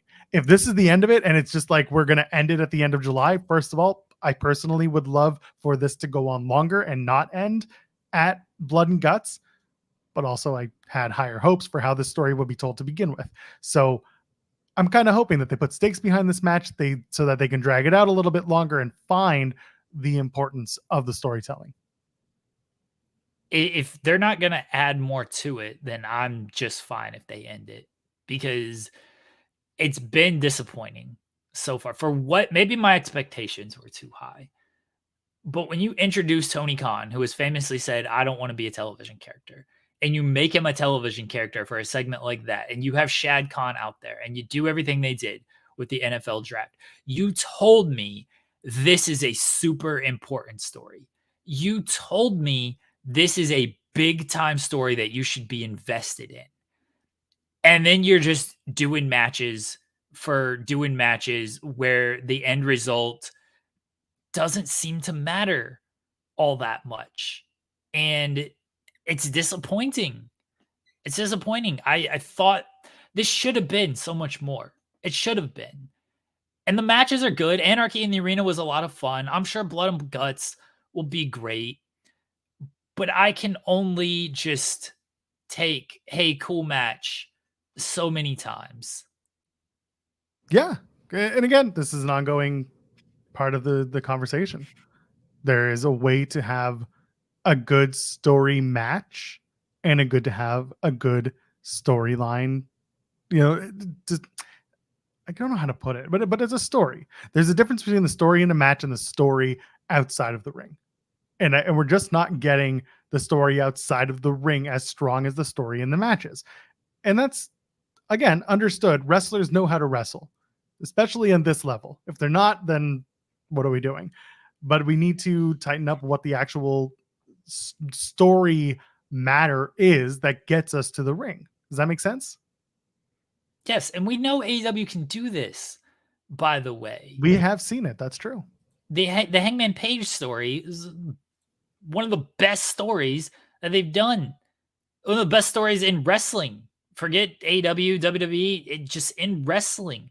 One of the best stories they've done. I think the Mariah May, Tony Storm, Mina Shirakawa stuff is by far the best stuff they're doing. Yeah, that's their level A story right now in terms of storytelling. And it's sometimes frustrating that it's like it feels like there's only one A story that's being focused on at a time. Again, the spinning plates that I talk about all the time, they've only got one story that goes, and that is the Mariah May story. I expected more out of this angle, and I was hoping for a little bit more. And again, they still have time. They have a month before Blood and Guts. They have time to make this into something and to save some stuff here. Just right now, I think they've had a lot of missteps going into things. Yeah, Willow and Statlander has been a very good story. That's been good. Well. It's been solid. So we know they can do this. Yeah. I haven't loved every part of the Willow Stat story, but I've seen the development in the story, and I've seen the development of two characters that were not as popular and not as well defined as they have become. So for that, I absolutely agree that they are on the right track there. When I see development in characters, when I see something being built week after week of a story, I'm invested. When I'm invested is when I understand the motivations and when I understand where the story is going. It's not about knowing like, oh, it's definitely this and it's definitely that. No, that's sometimes just reading the tea leaves and it's fun. But when I look at it and I'm just like, wait, why is this when they're in charge? What are the stakes? What's the point? When the connectivity is not there, that's when I'm just like, oh, it's a match for match sake. There you go. Orange Cassidy, by the way, I tweeted this a while ago. I think he's been the best example of just AEW getting it right. You know who Orange Cassidy is. He's always involved in something. He always delivers with matches.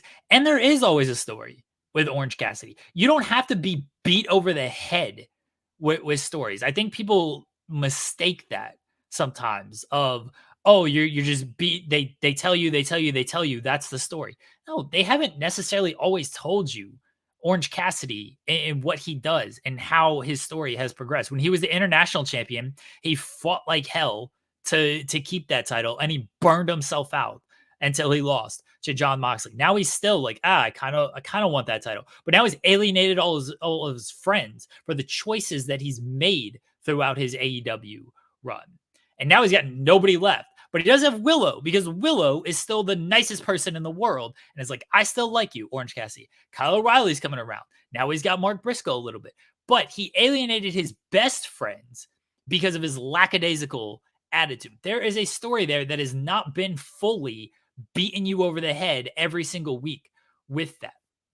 With the EVPs and the elite, I'm not saying you got to beat people over the head with who's in charge, but you got to make it connect and you got to make it make sense.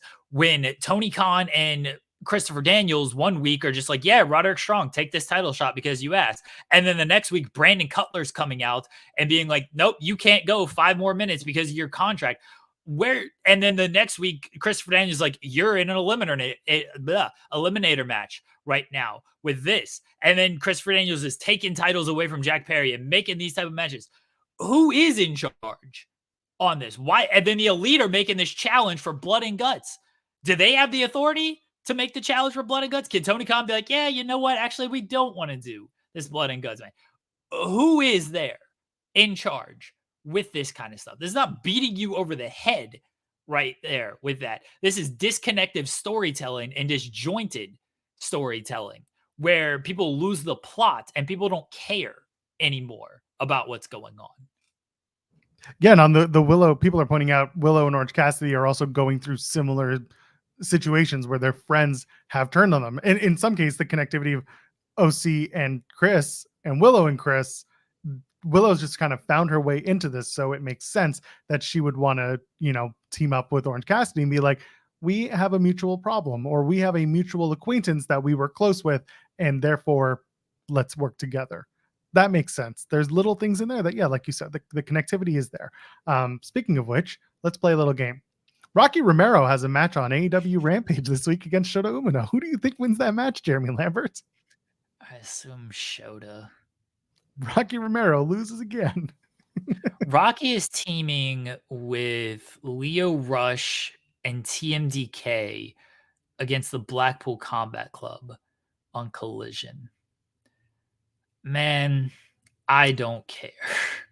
Danielson's going to be like, Rocky, come here, buddy. He's just going to lay down for him. Man, I just Rocky's can't him. possibly care about that. Now, why is Chaos working with TMDK? Why are these people friends now? Because Forbidden Door means all storylines are out the window. That's all it is. They did it for Kate. They did it for Kate. I don't think I'm going to Collision tomorrow. Did they say? Hold on, House of Black are back this week? Yeah, they're facing the Gun Club. Oh, it is the Gun Club. Okay, I was gonna say because Fightful Select reported that Eminem or MXM are going to be at the tapings as well. No, they're doing House of Black because the Bang Bang Gang issued the challenge to House of Black, and their reasoning was, you think you're the best trio? Well, we're the best trio. These House of Black just lost Are both of these groups heels too? Well, also one of them is the 6-man tag team champions. Well, they don't really have to prove that they're the best. They currently hold 9 belts that prove that they're the best. Well, it's a non-title match as well. But I mean, like, titles aren't on. but in terms of like jockeying for positions, like if you are 2 heels, then why is the heel team that is supposed to be full of themselves and being like, we're the best, nobody's better than us, blah blah blah? Why do you have to prove that when you already hold the belts to prove it, regardless of title shots? That was funny to me. They issued that challenge, and I'm just like, why? What is going on here? Yeah, I kind of understand why you're not going to Collision. That's fine. I get it. I'm not going to hold you to it. There's other stuff to talk about anyway. The main event. Let's talk about Phoenix and Swerve. Phoenix and Will Ospreay. Swerve was at ringside. I'm more interested in obviously the end of the match, the face to face with Swerve and Ospreay. I really liked that. Again, going back to telling stories, connecting tissues. There was a really, really solid moment, not the title belt part, but just the interaction between Swerve and Will when Swerve gets the title back and says, I didn't knock your ass down because we're still friends. I was going to say he's going to murder him, but we're still friends, And I'm thinking to myself, okay, there's mutual respect there. There's a friendship there. Nobody is turning heel for the sake of the moment. It's just 2 guys trying to be the best who have very different variations of how they conduct themselves and their character. And I really liked that. And I'm hoping they build on that and they don't make people take a side forcibly. It's not like Will Ospreay beats up Prince Nana and now everyone's going to hate Will Ospreay, or that Swerve takes out Don Callis and then everyone should beat up Don Callis. Yeah, Swerve should honestly do that. And yeah. But the idea here being that you're not forced to pick one, that it will be okay to have a 50-50 kind of reaction, because both men, while they are your top baby faces, Swerve has shown enough qualities as a bad guy that you can play with shades of gray in this case, to me, a little bit more than forcing people to take a stand. Your thoughts? I've liked what they've done with Swerve and Ospreay so far. I still think they risk Ospreay out popping Swerve, and I think that's going to... I like that Ospreay took the title from him and I like Swerve's rebuttal of that, because Ospreay might just push this man a little bit too far. And Swerve has shown, if you're going to push my buttons a little bit, I'm not afraid to go a little over the edge. Where Ospreay has shown the reluctancy by not using the Tiger Driver. So you can play into that a little bit. Ospreay might be a little bit more reluctant than Swerve. Swerve doesn't give a fuck. He'll murder a kid if he needs to. He won't go that far. He'll leave a t-shirt. That was Eddie Kingston. Yeah, sorry. Like Swerve will go to that length if you're gonna push him. That he's on the edge. Don't push him. So I like the little bit that they're doing with this story, and it's very subtle for the most part. It doesn't have to be beat you over the head with this kind of stuff. So I liked overall what they're going with Swerve and Ospreay. That was good. The Ospreay Phoenix match was an Ospreay and Phoenix match. I got what I expected out of that. Yeah, and that's fine. That was one of those moments where we sat and said, all right, we know who wins, but this was a sickos match, right? That's all it was. And that's fine. They already said that Swerve's not going to defend the title going into Forbidden Door. It's locked in. The match is happening. So we may as well get Ospreay heated up as well and let him work. And then I like that, this time around, he happened to bring his partner on the road. She got herself some Ring of Honor work and so on and so forth, and Rampage. So good for Alex Windsor. What's next? Is there anything else on Dynamite that really jumped out at you that needs to be talked about? What do you think of MJF and Roosh? Anyway, TNA Against All Odds. I get it. I'm trying to think to myself, who from CMLL can come back to challenge Max after he beats Roosh on Wednesday? I liked from a marketing standpoint, I liked that they did the First 30 minutes are free or commercial free because they're going into an NBA finals game. The finals game starts at, I guess it's tip-offs at 8:30. What? Crazy. Next Wednesday.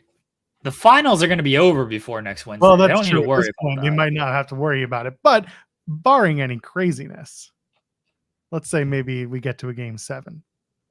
Game 7. Let's say we can get there. I know it's 3-0 now.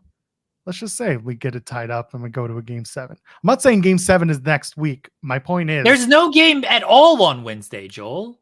what was the? Are you sure? Yes. I believe you, but still. Anyway, it can happen. Things can happen. Maybe there's a game 9. There's literally no game scheduled I see for that. Wednesday. Maybe it was the NHL. Well, There that's was not going that far either. Yeah, not right now. It's not.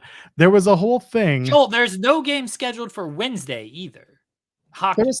There was There's a reason nothing. why. Okay, fine. There was a reason why there was a scheduling for the first 30 minutes free as a lead into something else that was bigger that was happening at that point. I don't think there was. I think it was just a good faith thing with TBS, and we're going to do this commercial free. I don't think there's any type of lead in. Why would it be a lead in though? Because It's not a lead in, it's a hook. Was really my point. Not the wrestler. I think that is the hook. Is Well, no, that's hey, the wrestler. we're doing this match for free or commercial free because it's a big match and we want people to tune in. They're not up against an NHL game. They're not up against an NBA game. I don't know what else would be big enough. Is there a presidential debate going on? I don't think there is anything else big enough that's like, hey, tune into our show. I literally think it was TBS is a great partner. Thank you to all the great AEW fans. No, the debate's 27th, June 27th. Okay, so That's a Thursday anyway. But there was something. There was something. I think you're just wrong. We'll see. I'll go take a look at wrong. We'll look at my master calendar of media later on. Either way, there's listen, they're doing the match. Rush is back. Rush is going to eat an L, and Max is going to have a match against someone from CMLL at Forbidden Door set up through this. Don't know who it is. That's just where I see it going. I don't care, honestly. Max hasn't given me a reason to care about him yet. He had a beatdown segment, this week, or a fight segment. Other than that, it's just Max is back, and instead of wearing Burberry scarves, he's wearing Burberry encrusted jackets. And okay. Wow. He's changed.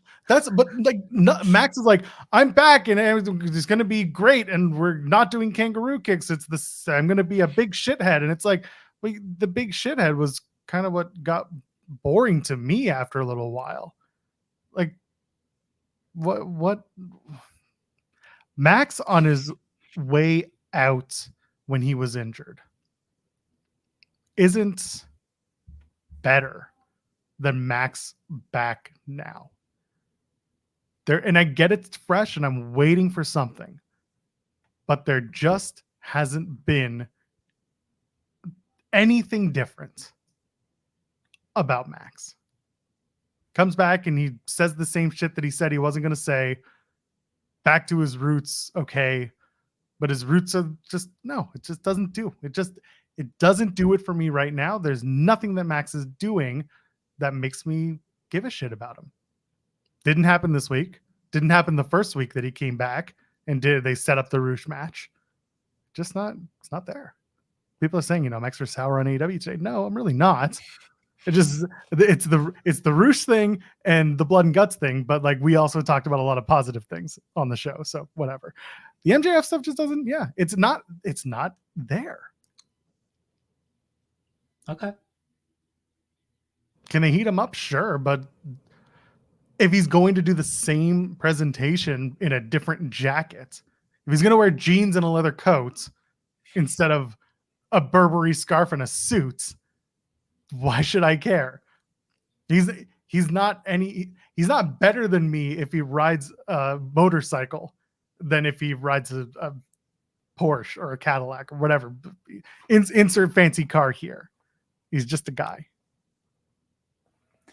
I don't know if Roosh was the best first feud for MJF. And maybe you can't rewrite what's already happened. Hold on. Sorry. Is this true? please tell me the police said that this was the best. It was good. I thought the pull apart brawl was good. Yeah, listen, to build up to the match, sure. It made the match. Two guys want to beat the shit out of each other. Sure. They're two angry gentlemen, but Max as a character, as a presentation, stagnant to me.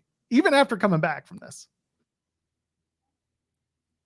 I thought the segment was good. I think the feud is fine.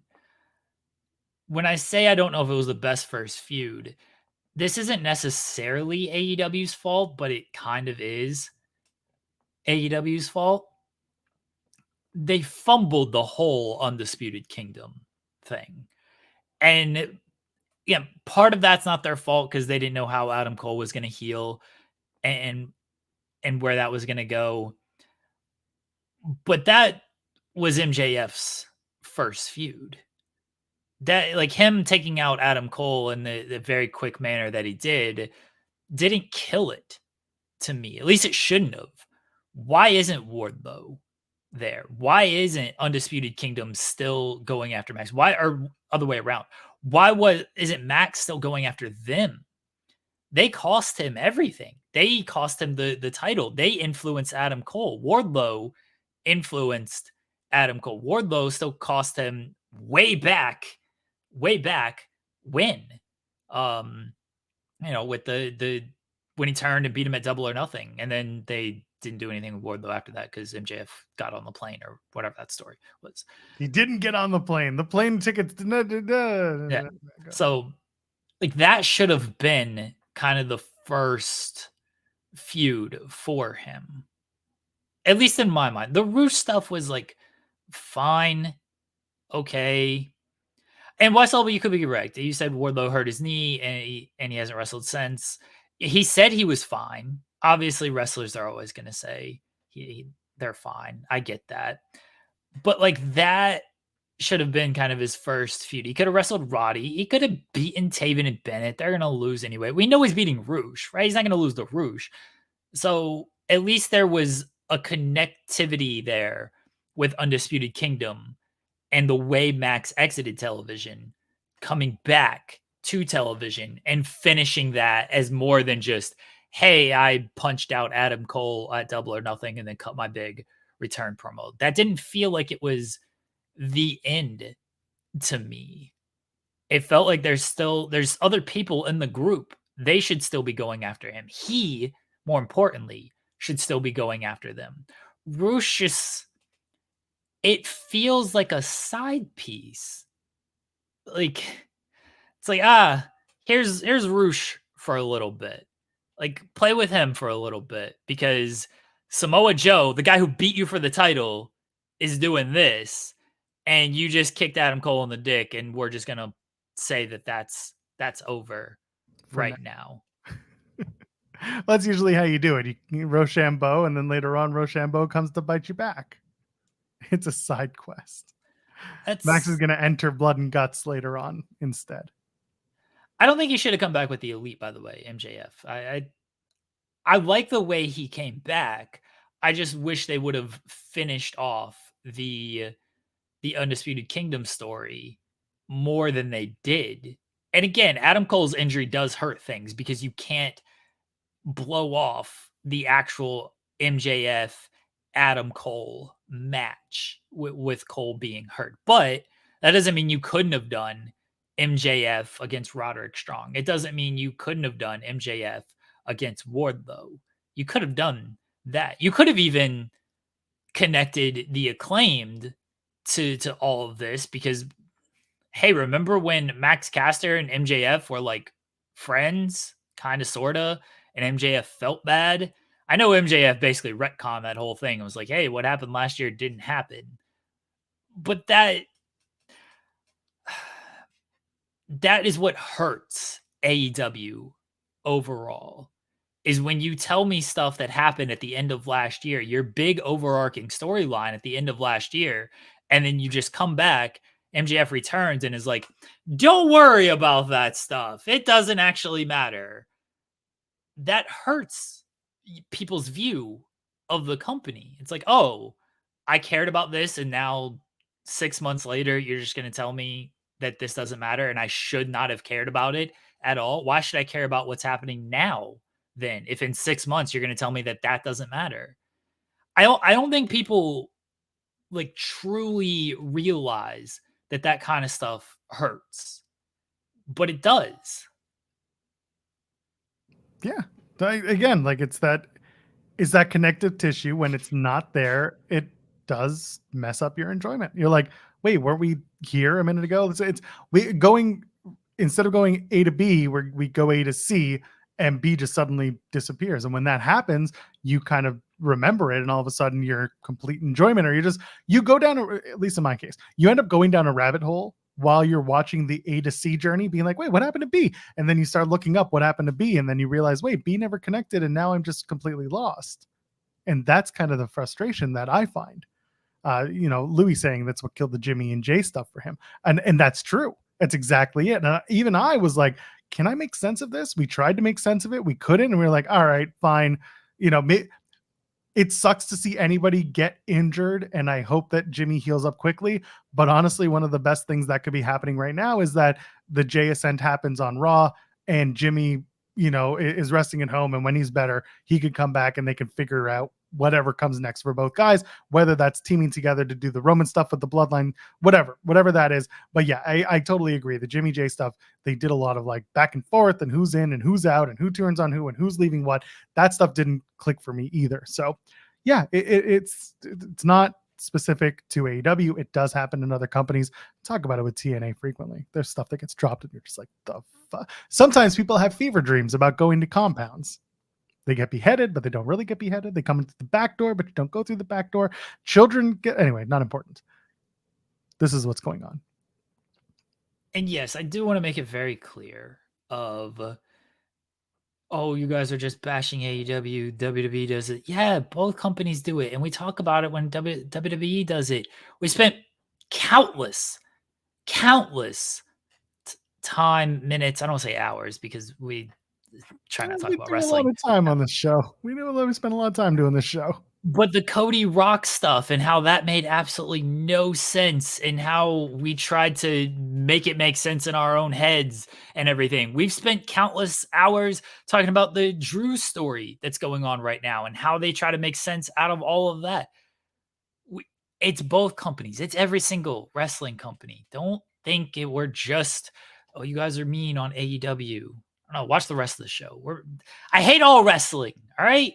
That's right. Equal opportunity haters. TNA Against All Odds tonight. Sorry.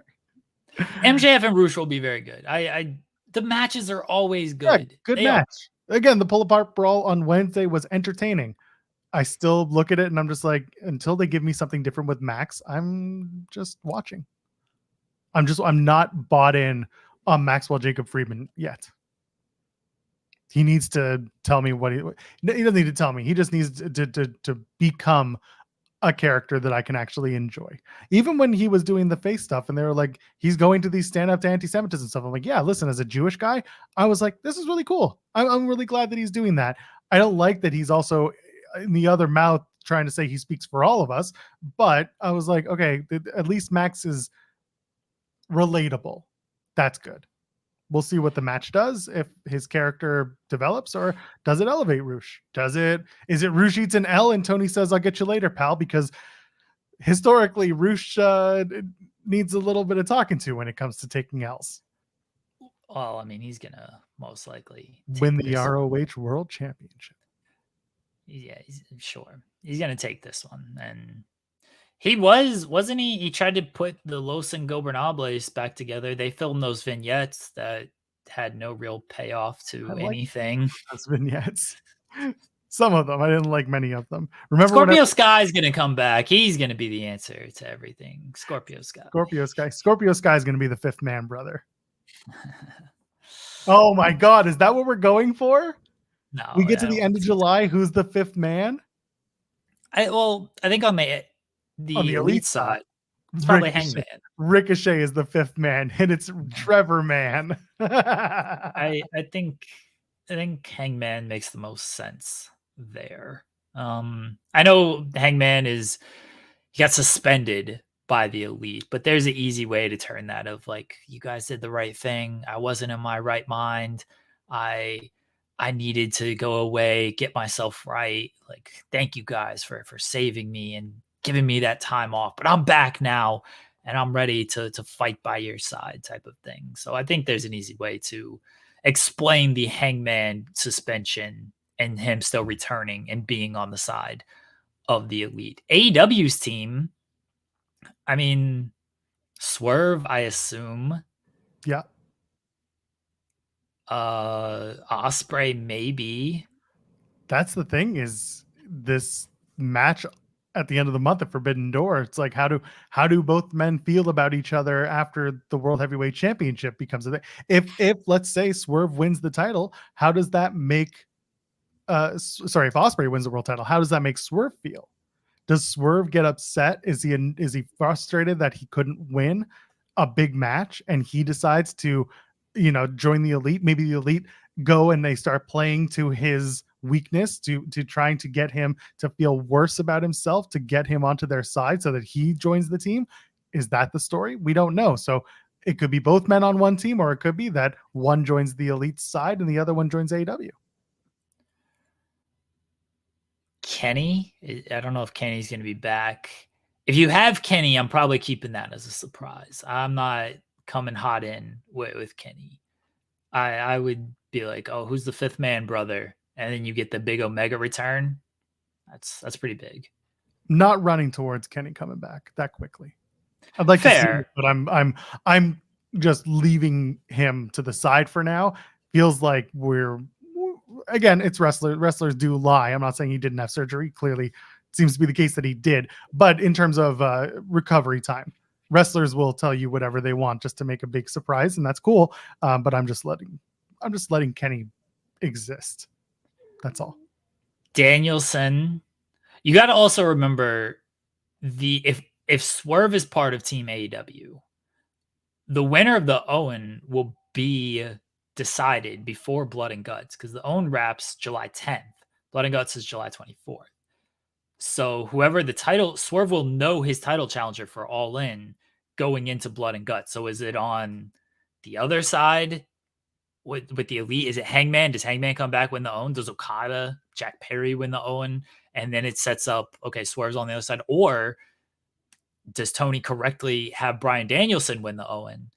And Danielson and Swerve are on the same team in Blood and Guts. I can see Danielson doing Blood and Guts because he's never done Blood and Guts for AEW. Danielson has never hurt last year. He was hurt last year. The year before that, I think he was out too. I'm looking at the first three. He wasn't a part of the Pinnacle or the Inner Circle. And then it was, Jericho Appreciation Society and BCC, and then the Golden Elite and BCC. But Danielson wasn't around. I can see Danielson just being like, nah, I can't not do it this time. I have to do it this year. So if he's healthy and available, I feel like Danielson, Moxley, I think it'll be BCC +1 at this point, which is not necessarily where I'd go, but BCC are starting to become the flag AEW guys, especially when it gets to Blood and Guts time. Lucha Bros make some sense. They've been AEW since day one. I like that idea. Would love that. You can have Danielson on his own and not part of BCC. Well, they do that plenty anyway. So but for a match like this where it's a multi-man match, traditionally they'll keep them together as a group and that send them off to battle, or at least have two of them. But I like the idea of Lucha Bros if they're both healthy and they're both good, and if the story is accurate that Penta is running at the end of his contract, that's a way to write him off. That's a way to, if he re-signs, then that's a pretty big win for him to get. Who knows? Point being, Lucha Bros just as a team in AEW would make perfect sense. Set them up to do one more match against the Young Bucks, because those tag titles also have to go somewhere. Like They got to start putting them up or at least doing something with them. If the idea here is we're going to cool them right down to set up more trios matches, we're kind of running into the same problem we had when the trios division was started, was that we're going to kill off all the tag teams so that we build a trios division. And then eventually the trios division dies off because they heat up the tag team division and things just kind of jump around and get weird with those. Jump. Yeah, I get it. So yeah, someone earlier was saying, if I don't like what's going on with MJF, then I must hate Cody Rhodes. No, because what Cody's doing is simple white meat baby face bullshit every time. Like, it's consistent. It's consistent and it's mostly entertaining. What Max is doing is it's not entertaining to me. I can get behind Cody Rhodes, the character. Can't really get behind much about Max these days. Is Max invited to the cookout? Depends how Tandy is that day. You think he's invited to the NXT cookout? No, because Cody will not allow him. His best friend, Cody Rhodes, he turned on him. Can't do it. Can't bring them on. Anyway, SmackDown is this afternoon. There's a bunch of matches happening, I'm sure. Apparently, Cody surfed in the crowd at the kickoff show. Good on him. Didn't break his foot, so that's a step up. Well, when a world champion crowd surfs, there's always a risk. We've learned that. Oh, it's happening. Andrade and Ricochet is happening today, apparently. Oh, they're airing it. What? They're airing the speed match today? It's aired. It's on now. It's up now. Oh, a special episode of WWE Speed on X presented by Coke.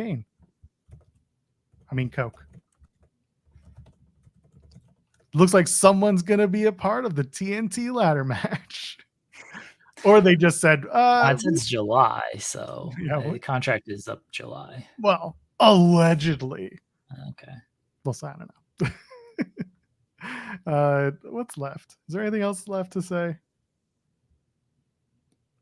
There's a bunch of wrestling on this weekend. Yeah, right. They even say on the speed thing that the match was recorded June 7th. So there's a little up in the corner there. Previously recorded June 7th. So they're telling you. Good on them. Yeah. Good on them. At least they did it. Ricochet being like, hey, why do you have the speed title with you? And every time him being like, because it's specifically for X. Yeah. That's how it is. Now they have to run with this. Yeah, the Speed Championship match airs on Fridays. It is aired. It's airing. It's up. It's not even airing. It's up. You can just watch the thing in full right now. We should move because Grapsity's on and people like Grapsity. Oh, that's fair. All right. What's happening on SmackDown tonight? Solo has a match. Solo against Kevin Owens. KO. He's gonna win that Money in the Bank, according to that. Never mind. There was a fake thing that went around. Every year there's a fake something that goes around about Money in the Bank. Yeah. And Rumble. And Rumble. That's right. Rumble. Everyone's gonna win the Rumble. And I don't know, you want to pull up the sneak peek? I can tell you off the top of my head what's happening. Let's hear it. Okay, so it's AJ again, or AJ and Cody are going to be on the show. It's Kevin Owens against Solo Sikoa. Chelsea Green is also in action, right? Or am I making that up? Yeah, she's taking on Naomi. Chelsea and Naomi. Nia and Mi Chen. That's a match, right? That is. Yeah. All right. And Theory and Ciampa was last week. So Gargano and Waller this week. Is that right? No, it's Grayson Waller effect. Grayson Waller effect. Okay. Oh, I knew they were doing something. All right. Which I'm sure will become a match of some sorts. I was close. Yeah. All right. Anyway, we did it. Tonight, there will be a post show for TNA Against All Odds. I know you'll all be very excited to watch the return of one Jeffrey Nero Hardy. We'll talk about it.